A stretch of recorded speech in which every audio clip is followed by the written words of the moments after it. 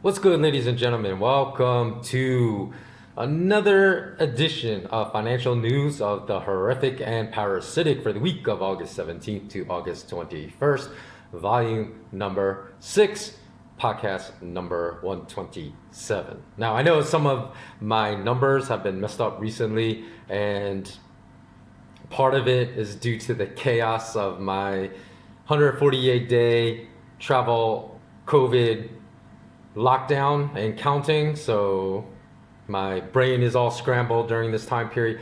A lot also has to do with the fact that I have very limited resources, so things that from just a logistical standpoint are super difficult to put together some of these podcasts because I have to piecemeal things together, but that's irrelevant. Really, I hope nobody cares about sometimes the release of podcast numbers out of order, or sometimes the fact that I get the numbers wrong due to the limited resources I'm working with, because really it's the content that's important, correct? Okay, so let's get started. Actually, before I get started, I want to urge all of you that have not yet subscribed to please subscribe, and also to click the notification bell, and please check the notification bell if you've already done this before, because I know YouTube has typically always shadow banned me, has always messed with my channels, and the reason I'm asking people to do this is because I'm going to try to do within the next couple of weeks some live stream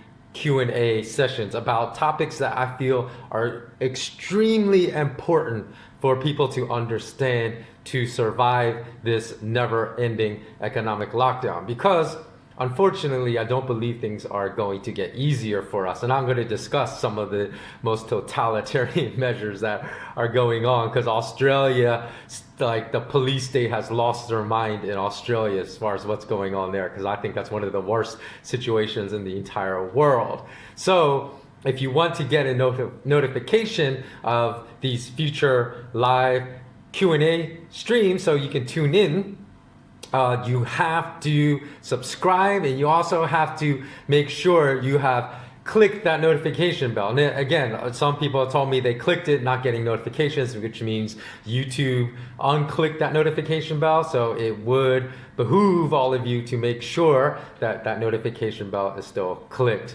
Okay, so let's start. So the first thing I want to start with, surprise, surprise, Bank of Nova Scotia agrees to pay $60.4 million in connection with gold price manipulation scheme. Now, I don't know why, because I saw this article on Zero Hedge that said that fine was $127 million. But when I went to the U.S. Justice Department website, and again, I'll put all the links in the show notes below, so if you want to check out the articles for yourself, you can go check them out. It said that the fine they would have to pay was only half that, less than half that, at $60.4 million, not $127 million. So I don't know why some websites reported $127 million and the U.S. Justice Department said $60.4 million. It doesn't even actually matter. $60 million, $127 million, that is literally like $6 or $12 to you and me, because we all know Scotia Bank made hundreds of millions of dollars, perhaps even billions of dollars out of their fraudulent criminal activity in the gold futures market. So what is that? That's not even a slap on the wrist. That's more like gentleman's handshake. Okay, let's continue to commit this fraud together, everyone.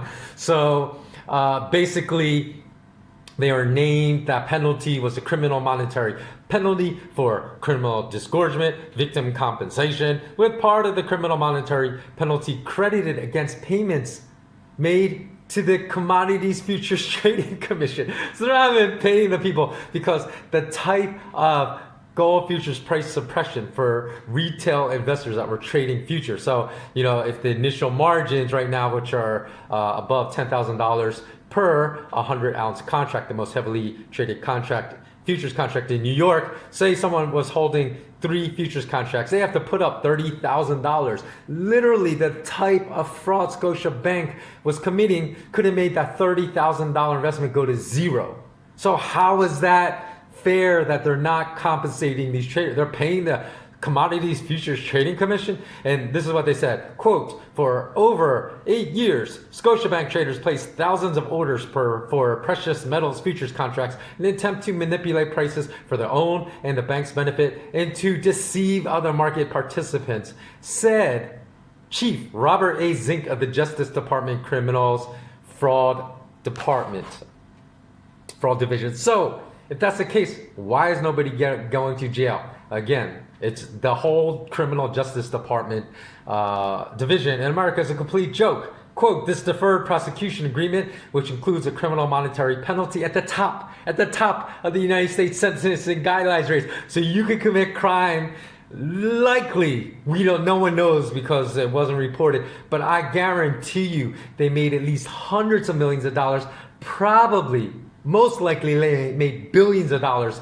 of profits off the fraud, and then they get fined $60.4 million. So if you go rob a bank and you steal $1 million from a bank and your fine is like $100, are you going to stop robbing banks? Of course not.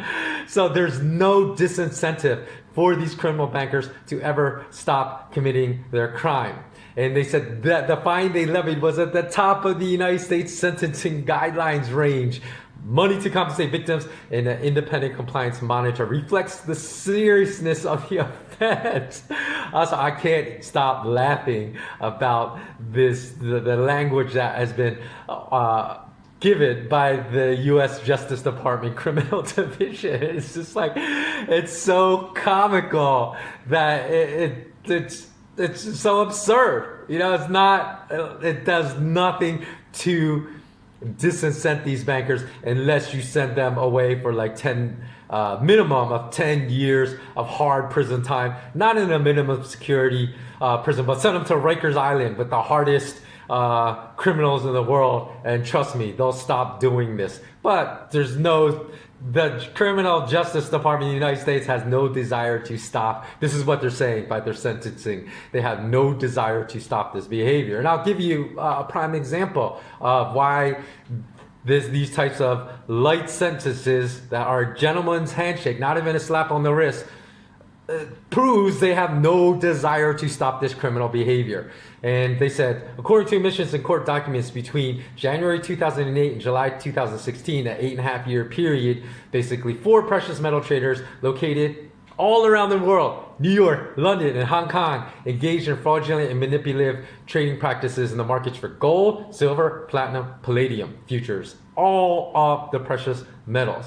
Now, recall in a previous edition of Financial News of the Horrific Parasitic, I told you that the Shanghai Futures Exchange basically barred some US traders from participating in their gold markets for exactly what the Bank of Nova Scotia traders were found guilty committing. And they also did this in Hong Kong. So they are seriously lucky that they escaped and came back to America. Because if they were prevented, and especially with the Cold War happening between the US and China right now, I guarantee you China, if they had caught these US traders, would have executed them. Because they execute their own Chinese bankers for doing the same things.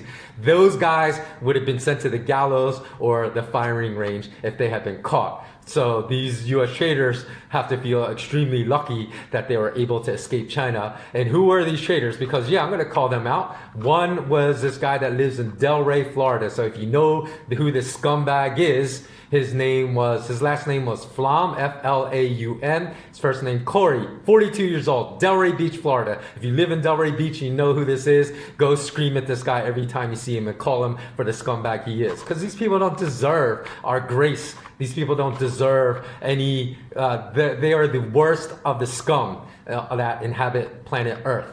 And again, Scotiabank admitted, they said, Corey Flom of Delray Beach, 42 years old in Florida, and 3 other traders collectively placed thousands of orders to buy and sell precious metals futures contracts with the intent to cancel those orders before execution. And he said, by placing these orders, the traders intended to artificially move the process of precious metals futures contracts in a direction favorable to them and to inject false and misleading information about the precious metals futures markets in order to deceive other market participants into believing something untrue. None of this should come as a surprise to any of you that have been watching my podcast videos, because I spoke about this stuff repeatedly in the past. I mean, this is a new case, but I've spoken about historical incidents exactly like this happening time and time again, and how the only way I can make accurate price predictions about gold and silver price behavior in the immediate term is by studying these types of parasitic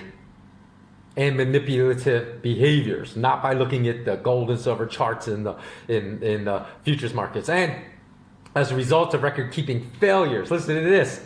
Scotiabank's disclosure to the CFTC was materially incomplete, and they said that the Justice Department could not really,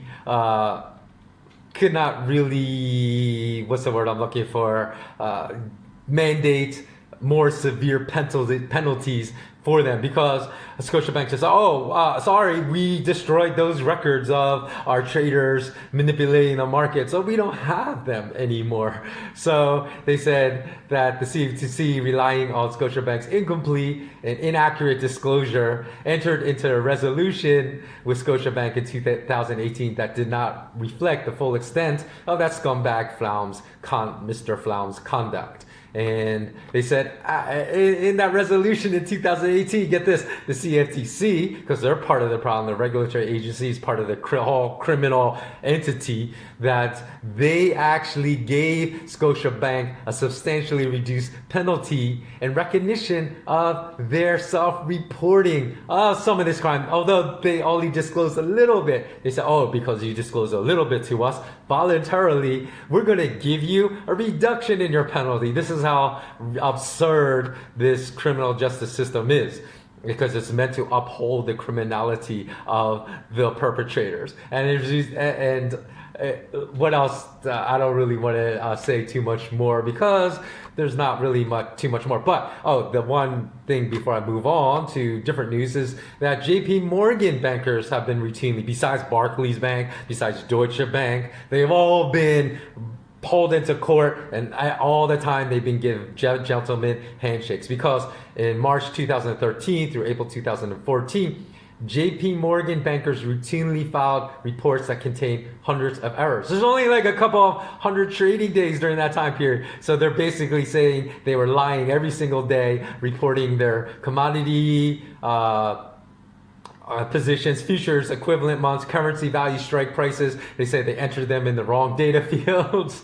They reported futures contract equivalents, commodity units, and notional values that were incorrect or missing. And guess what? They were fined. They weren't even giving $1 million fine. Although, like I said, probably all this, all the lying and all their scumbag bankers that just deliberately reported false data probably led to hundreds of millions of dollars, if not billions of dollars of profits. They were fined $650,000. And like I said, because there's no disincentive, just 2 years later, in March 2016, JP Morgan again was fined for submitting inaccurate large trader reports for their physical commodity swap positions. And then how much were they fined? $225,000. It's a complete joke. And one thing that I did tell my patrons this past week, because you know that the U.S. Central Bank Federal Open Market Committee released their minutes at 2 p.m. New York, I told that my patrons, SK Wealth Academy patrons, because I released, these short 5, 6, 7-minute daily videos to them. I said it's highly doubtful that gold is going to regain $2,000 and silver will regain $30 an ounce in the futures markets, because I said they're going to launch at 2 p.m. New York their propaganda attack. And what happened? We saw gold and silver again decline strongly, right precisely at 2 p.m. There was one other high selling moment prior to that, which was shortly after the futures markets opened in New York, which also indicated the bullion bankers were given a heads up by the U.S. Central Bank as far as what exactly they were going to say in their minutes. So it's one whole system that's rotten to the core, and that will continue. So let's move on. Okay, so the next thing I want to move on to is what's going on with the Gestapo in the state of Victoria in Australia, because what is going on in Australia is just out of control, especially given the fact, okay, this is what we see on the news, right? They say they're concentrating on the infections because the deaths from coronavirus is basically going down in almost every single nation in the world.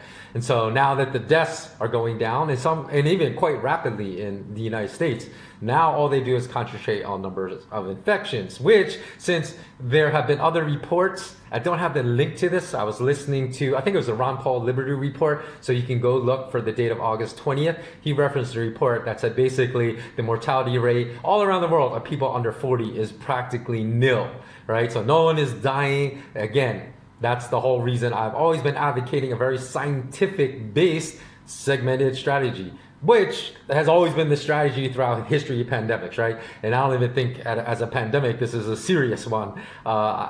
So you basically quarantine those that are most vulnerable. Everyone else that's healthy with a healthy immune system, you don't lock them down. So they said, recently Australia said 19 people died in Australia. It's the worst day ever for coronavirus deaths this past August. And the fact of the matter is, right, even with, they say that more people are dying in Australia daily from this, the total death amount as of August 20th is 463 over 8 months. You want to know how many people died from the common flu? This is what the mass media doesn't tell you, right? Which, if more people would actually exercise the frontal lobe of their cerebrum where critical thinking happens, instead of just being zombies on their phones and activating the amygdala and having no critical thinking processes activated, they would understand. If you just go online, look at what the Australian Public Health Agency reported, that 1,100 people died from the common flu in 2017. You have 463 over 8 months. Usually, what is the flu season? Like 4 months? Okay, so if we're even going, comparing apples to apples, and I know that they say more people have died, I think, I'm not positive, have died recently, but just cut that number in half, right? So give or take, about 230 people are dying every 4 months from coronavirus in Australia. How many people died during the flu season in 2017? 1,100. So that's 5 times more. Was there a complete economic lockdown? Were there state police in Melbourne going crazy, putting choke strangleholds on 21-year-old women, throwing them down to the ground in concrete? Like, if you want to see these videos, I'm going to put the links in the show notes. Just go to the show notes. So this is what nobody's mentioning, right? That there are 5 times more people dying per day from the common flu in Australia in 2017 than has died total from coronavirus, or like over the same 4 months time period.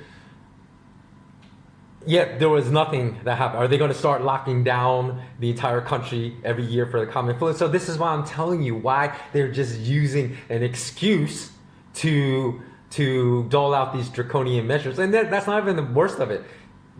Okay, so there was this high-ranking chief of police in the state of Victoria. His last name was Andrews. He said, quote, "There's literally no reason for you to leave your home. And if you were to leave your home and not be found there, you will have a very difficult time convincing Victoria police that you have a lawful reason," end quote, to leave your home. So this literally is probably worse than if World War III were going on, with, like, you know, with 8 nations on one side of that war and 8 nations on another, like, you know, a true world war. This is literally like worse restrictions on our freedoms than would be happening if World War III were happening right now. And again, if you think that's the worst, then why did he say if police were to enter your home and you're not there? You know why? Because police they gave themselves the power. They said, we don't need a warrant to enter your home. We can enter your home for any reason to enforce these lockdown measures for the coronavirus. So they need no warrant. So even if you're not home, they can break into your home. You're not there, they can sit there and wait for you to come home. Where were you? What were you doing? You know, it's worse than the Gestapo. It's worse than the brown shirts. It's just this stuff, and hand in hand going with the most draconian lockdown measures being enforced in the world. Guess what Royal Australian Mint CEO Ross McDermott mentioned? He said he expects 5 to 10 cent coins to be phased out of circulation in coming years. Why?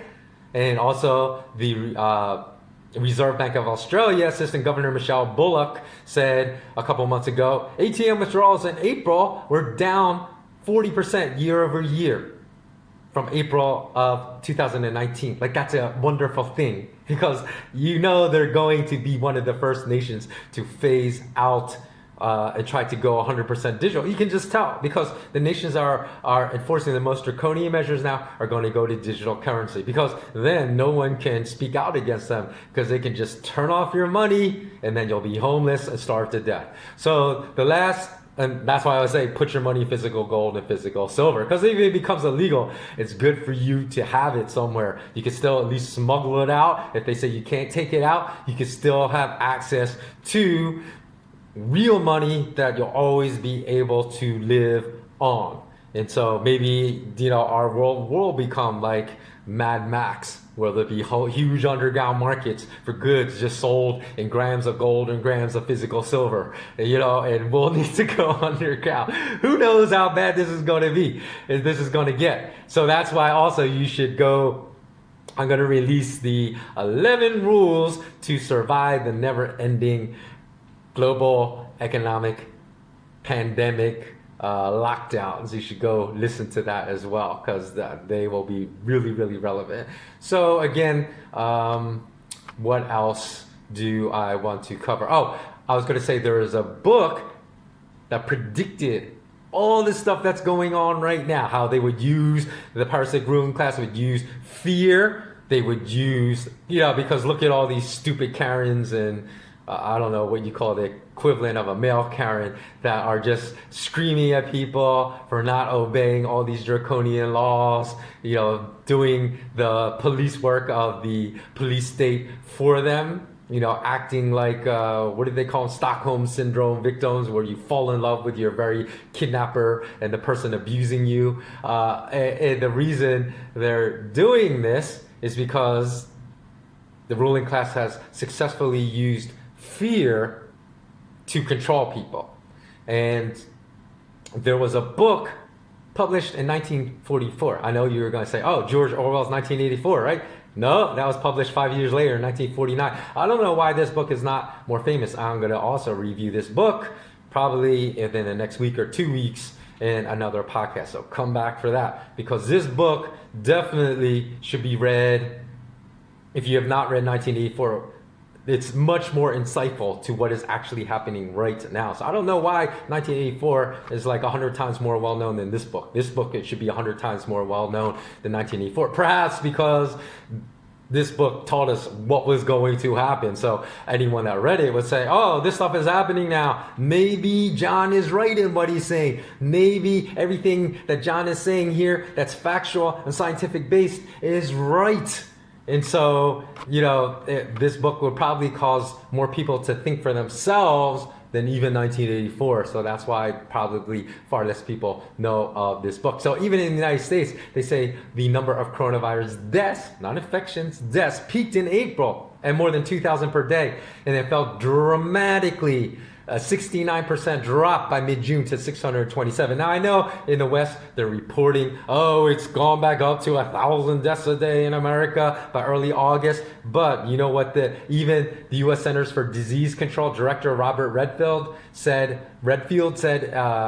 in July. He said, "quote, there is a perverse economic incentive for hospitals to inflate their coronavirus death tolls." He said it's perverse, not like a slight economic. He said perverse. So the fact that it went up from 627 to 1,000 a day, and it apparently plateaued in early August at 1,000 deaths a day, if it's perverse, we can assume that it never even went up. It's still probably around 627 per day. So why in America would deaths be going up that much when all around the world and other countries, the deaths are coming way down? So besides the fact, maybe it's due to the fact that they say half of U.S. adults qualify as being obese, and obesity has a high link to death from the coronavirus. So perhaps that has something to do with it. But you know what? Australia is really an obese nation too. I don't know what the rate of obesity is, but I know that Australians consume, I think, even more sugar on a daily basis than Americans. So in Germany, we all know as well, the last thing I want to cover is probably Germany, that the German government reported just this past week around 900 new cases, new infections of COVID and 7 new deaths. Whoop-de-doo, 7 new deaths in one day. Oh my God. Can we really deal with that? So that's why you have likely hundreds of thousands of people in Berlin protesting. Now here's an interesting thing. The parasitic prostitute mass media will only run headlines saying thousands. You know, if you just go search the internet, you see thousands protest against COVID lockdowns in Germany. And, you know, they keep saying thousands and thousands. It's just thousands, right? But when I look at it and I find the pictures, I'll put links below, right? You see the exact same pictures. This is why you have to distrust the mass media, because they're totally a bunch of liars that cannot be trusted. If you look at the pictures, in one picture, it looks like the same number of people. They'll say thousands of protesters, right? In Berlin, when it's obviously tens of thousands, 20,000. You can't even see the crowd because it gets cut off at one point, and maybe even 100,000, right? And showing up every day, so over time, millions, right? And they have the exact not the exact, but a very comparable amount of people in a picture for the Hong Kong protest months ago, and they say 2.5 million Hong Kong protesters, right? So which is it thousands, or is it that such pictures prove that's 2.5 million people? It's just absurd. And one thing I was going to say about Australia, which is really dangerous if you live in Melbourne, now the fact that state police can enter any home without a warrant, without the owner's permission, because if they deem it as necessary to slow the spread of coronavirus, you're probably going to get a lot of swatting incidents. What is swatting? Swatting is a term, I don't know if they're like special police are called SWAT units, probably not. It's in America. They say you like really hated somebody. You could just make an anonymous phone call to the cops and say, hey, this is Sky at this address in the city of Detroit he's a drug dealer, and if you go raid his home, you'll find 10 kilos of coke right now. And SWAT will just come in the middle of the night, unannounced, battering ram, flash grenades, tear your whole apartment up, and there's be no compensation for damage. You'd be totally innocent just because someone disliked you and you get swatted. Now, people in Melbourne are probably gonna do that. I can't stand my neighbor. I'm gonna call and say that I saw them out for non-essential activities, and then authorities could go and they could get swatted. It's just ridiculous. And I also forgot these are other laws that have been enforced. Why I say it's worse than if we were actually experienced martial law under World War III. Outside of curfew hours, which I think is 8 a.m. to 5 p.m. in the state of Victoria, the only reasons to leave your home are shopping for food and buying essential items. If you're delivering caregiving, daily exercise, and work. However, if you're employed and the lockdowns haven't destroyed your business and your small business and you still have employment, that if the state police stop you, you have to show your papers. You have to show papers, just like the brown shirts stopped the Jews. Show your papers, prove you're not a Jew, or you're going to be sent to the gas chambers. And they say daily exercise can only take place within a 5-kilometer radius of your home, but it can't last longer than an hour, and it can't be with more than one other person, because we all know that the coronavirus, that they know whether you stay within 5 kilometers of your home. But if you move from 5 kilometers to 1 centimeter, then you'll get infected. But as long as you stay within 5 kilometers, you'll be okay. And then you cannot buy more than 2 units of dairy, meat products, all vegetables, fish, and toilet paper. Okay. Is this freedom? Is this the world we want? These types of insanity. And even Canada is getting in on the action, because recently Canada arrested an American man traveling from Alaska to the continental United States, because as you know, Canada separates Alaska from the US. So he's passing through Alaska, but he didn't abide by all of the draconian laws that the Canadian authorities have set forth. And they said that the Canadian Border Services Agency said you must travel along a direct path if you're returning home from Alaska to the continental US. You must avoid hotels. You must only pick up food via drive-thrus, because we know that we want to keep you unhealthy. eat that fast food so your immune system goes down and you're more likely to have a bad reaction if you actually get infected. And you must maintain your distance from the public as much as possible. You must wear masks even when taking bathroom breaks at rest stops. So some people stopped in Alberta, and I guess a really scenic place is this place called Banff, and there was an American from Kentucky that was spotted visiting, I think it was some kind of mountain, because he just wanted to, since he was there, he's like, let me go see this beautiful mountain. But no, they said that he was told to stay in his hotel and that there was no reason for him to be at that mountain because there was plenty of food and restaurants at his hotel, even though he said he was looking for food. I mean, who knows? Maybe he wasn't looking for food. Maybe he just wanted to go see this tourist attraction. But even then, you know, that's ridiculous. You can't leave your hotel because what if the hotel you're at, the food is terrible and you want to get some healthy food? Nope. You gotta do exactly what we said. So that about wraps up the financial news of the Horrific and Parasitic for the week ending August 21st. So thanks so much for watching. Again, don't forget to subscribe and hit that and check to make sure that you are still notified of all future sources, because I'm going to do some live stream Q&A, hopefully. I say hopefully because who knows, YouTube may not allow me to do live streams, because I think you have to be able to monetize your channel. I don't know if they're going to allow me to do that because they didn't allow me to monetize my last channel. So because as you all know, everything I advocate, like maintaining your freedom. For those that live in Australia, in Melbourne, maybe you want to go to Texas because Texas has a stay in your ground rule. So if anyone comes in your home and you own a firearm, you can basically shoot them. So if you want to be able to protect your private property, may I recommend you move from Melbourne to the state of Texas in America. And that wraps up the news of the week for August 21st. Okay, thanks so much for watching. As always, remain intensely curious, stay strong. Always remember, do not only get your physical exercise in, but do whatever is necessary to keep your mental state intact as well. Because one of the worst side effects of isolation from these economic lockdowns is basically, driving us crazy from a mental standpoint. So there are various behaviors I'm sure you all know that you can engage in. Make sure you communicate with friends, you have contact with friends as well on a regular basis, and do not just like stay at home for 4 or 5 days in a row. You're gonna go crazy. The